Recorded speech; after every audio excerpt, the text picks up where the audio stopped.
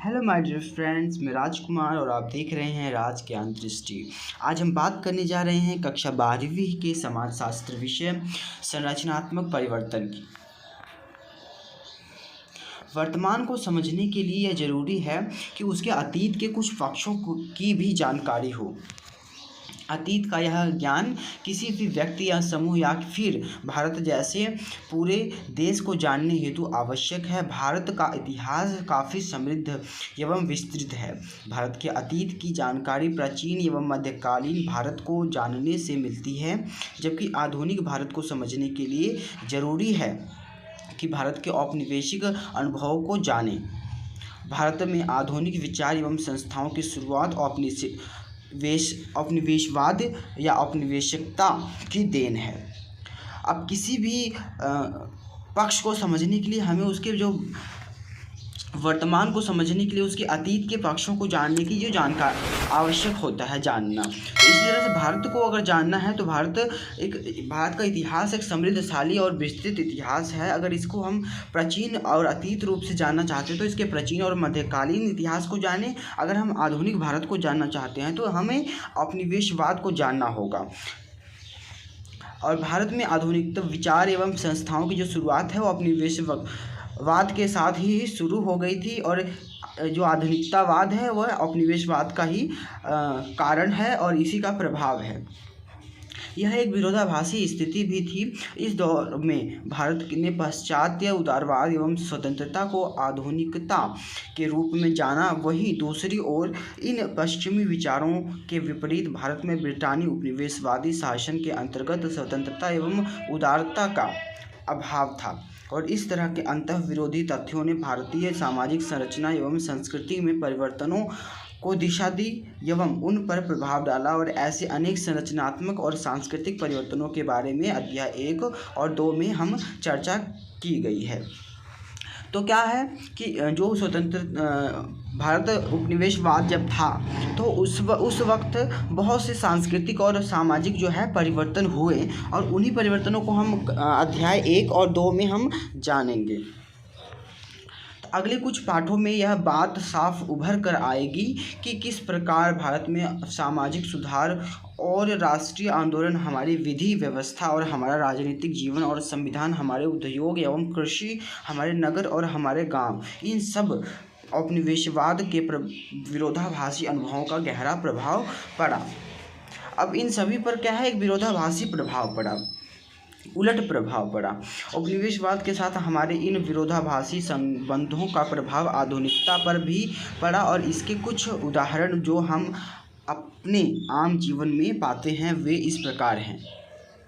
अब क्या है, हम जो हमारा जीवन है विरोधाभासी जीवन हमारा हो गया हर क्षेत्र में। तो हमारे देश में क्या है, स्थापित संसदीय विधि एवं शिक्षा व्यवस्था जो है ब्रिटिश प्रारूप व प्रतिमानों पर आधारित है, और यहाँ तक कि हमारा जो सड़कों पर बाएं चलना भी ब्रिटिश अनुकरण है।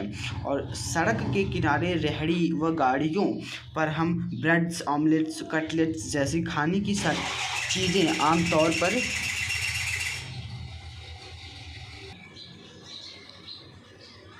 मिलती हैं। और एक प्रसिद्ध बिस्कुट निर्माता कंपनी का नाम भी ब्रिटेन से संबंध है। अनेक स्कूलों में नेकटाई का पोशाक। तो जैसे कि हम देखते हैं कि हमने क्या है ब्रिटिश प्रारूप या ब्रिटिश प्रचलन को अपना लिया है। किस तरह से कि जो हमारी जो संसदीय प्रणाली है, हमारा देश का जो शासन करने का जो तरीका है वह भी ब्रिटिशर्स का हमने एक तरह से उनके सिद्धांतों पर चलता है। और जो हमारी जो शिक्षा व्यवस्था है, हमने आजकल जो अंग्रेजी को है अधिक अपना लिया है, और अंग्रेजी मीडियम स्कूलों की स्थापना है जो ब्रिटिश प्रारूप और ब्रिटिश जो उपनिवेशवाद है उसी की देन है। और हमारी सड़कों पर चलना हुआ या हमारे जो खान पान में बदलाव हुए, फास्ट फूड वाला जो प्रचलन है, यह सभी क्या है इसका प्रभाव है उपनिवेशवाद का। और हमारे स्कूलों में जो नेकटाई की पोशाक पहनना जो इसका चलन है, यह भी ब्रिटिशर्स का ही हमने जो फॉलो किया है। एक अनिवार्य हिस्सा होता है और कितना पाश्चात्यता है हमारे दैनिक जीवन में उपयोग में आने वाली इन चीज़ों में। और हम प्रायः पश्चिम की प्रशंसा करते हैं लेकिन अक्सर विरोध भी करते हैं। और ऐसे बहुत से उदाहरण हमें अपनी रोज़मर्रा की ज़िंदगी में देखने को मिलते हैं। इन उदाहरणों से पता चलता है कि ब्रिटिश उपनिवेशवाद अब भी हमारे जीवन का एक जटिल हिस्सा है। और हम अंग्रेजी भाषा का उदाहरण ले सकते हैं। जैसे कि हम कभी अगर उपनिवेशवाद अंग्रेज़ों की बुराई करते हैं तो हम उनकी तारीफ़ भी कभी करते हैं, क्योंकि जो उनके जो तौर तरीक़े हैं हमने तो अपना लिए हैं। हमने अंग्रेज़ों का बहिष्कार किया लेकिन उनकी जो रहन सहन के तरीक़े थे, तौर तरीक़े थे, शिक्षा प्रणाली थी, संसदीय प्रणाली थी और उनका जो प्रभाव हमारे ऊपर था, शिक्षा व्यवस्था में हो चाहे हमारे सामाजिक व्यवस्था में हो, आज भी हम उनके साथ जी रहे हैं, उनको अपनाए हुए हैं।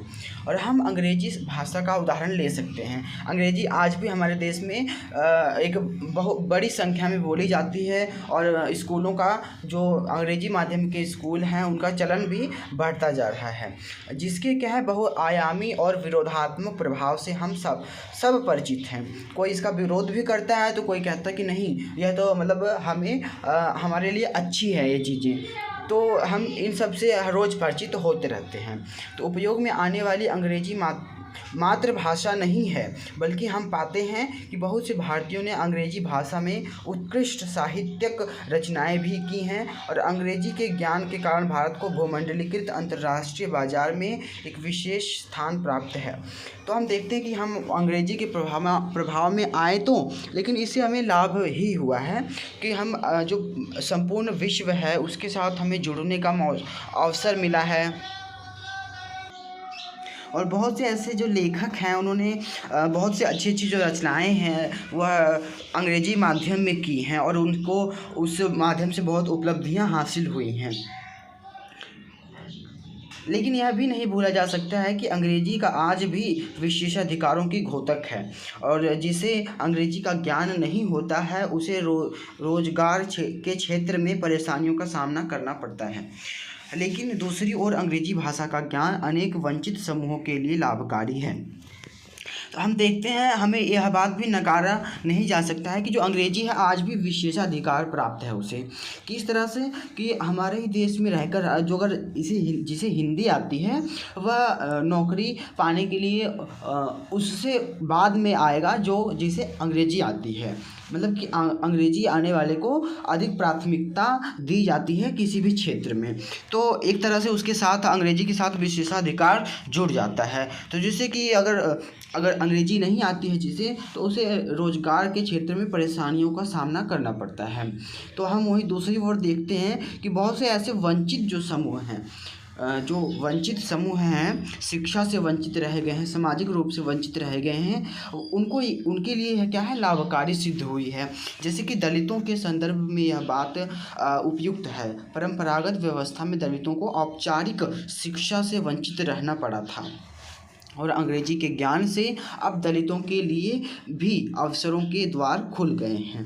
जैसे कि परंपरागत शिक्षा प्रणाली थी, उसमें जो औपचारिक शिक्षा है कि प्रमाण पत्र प्राप्त जो है शिक्षा है, किसी नाम प्रमाणित शिक्षा क्षेत्र में उपलब्धि हासिल करने की बात हो तो उसमें दलितों को कहीं पीछे रहना पड़ता था या उन्हें एडमिशन तक नहीं मिलती थी।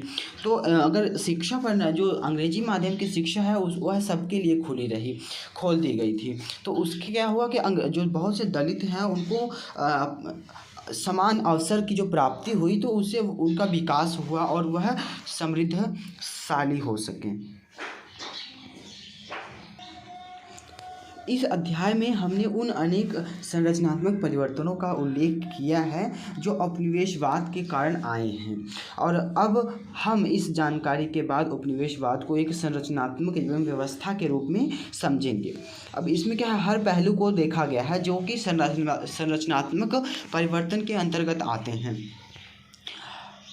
और क्या कहते हैं, अब इसमें जो संरचनात्मक परिवर्तन है वो उपनिवेशवाद को किस तरह से संरचना एवं व्यवस्था के रूप में एक समझा गया है, समझने का प्रयास किया गया है इस अध्याय में। तो उपनिवेशवाद ने राजनीतिक, आर्थिक एवं सामाजिक संरचना में नवीन परिवर्तन उत्पन्न किए और इस अध्याय में हम 2 संरचनात्मक परिवर्तनों, औद्योगिकरण एवं नगरीकरण की चर्चा करेंगे। हमारे विवेचन का मुख्य केंद्र तो विशिष्ट औपनिवेशवाद होगा, पर साथ ही हम स्वतंत्र भारत में हुए विकास का भी उल्लेख करेंगे। इसमें क्या है कि औद्योगिकरण एवं नगरीकरण के बारे में चर्चा की जाएगी और जो उपनिवेशवाद के समय मुख्य परिवर्तन हुए उनकी चर्चा की जाएगी और साथ ही साथ जो स्वतंत्र भारत है उसमें किस तरह के विकास हुए उसका भी यहाँ पर चर्चा की जाएगी। और इन सभी संरचनात्मक परिवर्तनों के साथ सांस्कृतिक परिवर्तन भी हुए हैं। अब इन जो संरचनात्मक परिवर्तन में हुआ उसके साथ साथ सांस्कृतिक परिवर्तन भी हुआ, जिनकी चर्चा हम अगले अध्याय, अब दूसरे अध्याय में इसको चर्चा किया जाएगा। हालांकि इन दोनों परिवर्तनों को अलग करना बहुत कठिन है, फिर भी आप देखेंगे कि संरचनात्मक परिवर्तनों की चर्चा कैसे सांस्कृतिक परिवर्तनों को सम्मिलित किए बिना कठिन है। अब क्या है, जो संरचनात्मक परिवर्तन है और सांस्कृतिक परिवर्तन है, इन दोनों को अलग करना बहुत कठिन है, लेकिन फिर भी हम इन दोनों में अलग अलग इनको पढ़ेंगे। अब उपनिवेशवाद की समझ को हम अपने अगले वीडियो में विस्तार से जानेंगे।